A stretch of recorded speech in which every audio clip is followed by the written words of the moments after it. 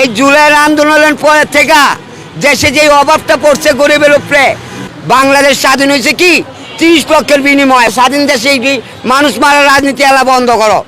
শিক্ষা না হলো, ঘরে ঘরে যাওয়া হলো, লাস্ট হয় কি জানেন, কলমের চোর।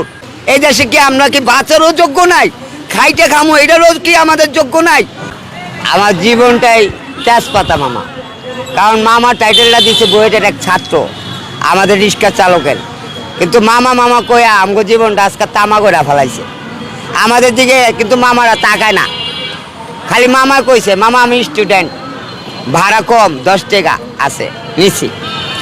মামারা আন্দোলনে গেছে, রাস্তায় পড়া রয়েছে, মেডিকেলে নিছি। কিন্তু আমাদের প্রতি 52 থেকে নিয়ে এই পর্যন্ত কে এই ভূমিকাটা রাখলো, কে এবং সুদৃষ্টিতে দেখলো আমাদের প্রতি? কেউ দেখলো না, মামারাও না। কারণ ভাইগনারা শুধু আছে স্বার্থ নিয়ে ব্যস্ত। শিক্ষা না হলো, ঘরে ঘরে যাওয়া হলো, লাস্ট হয় কি জানেন, কলমের চোর। আর কলমের চোর দু একটার জন্য জানেন এই দেশে কি হচ্ছে?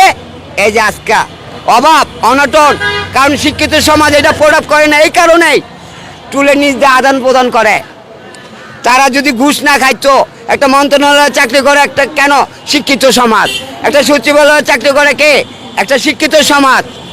আজকা এই শিক্ষিতরাই যদি ঘুষ খায়, তাইলে এই দেশটা এই জজ একটা শিক্ষিত হয়, একটা জজেও যদি ঘুষ খায়, সবাই যদি এরকম ঘুষ খায়, তাইলে এই দেশ সুশাসন ব্যবস্থা কে করবে? এই দেশটা দুর্ভাগ্য যে এত অবস্থা খারাপ মানুষের, যে গরিবের দিকে কেউ তাকাইতেছে না বর্তমানে। এই যে পায়ে রিক্সা 2 লাখ ফ্যামিলি ধ্বংস হয়ে গেছে রাস্তার মধ্যে।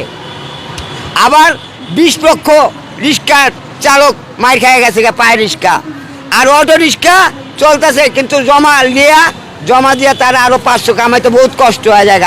কেন আজকে মামাকে এই অবস্থা? শিক্ষিত সমাজরা আমাদের দিকে তাকাচ্ছে না কেন?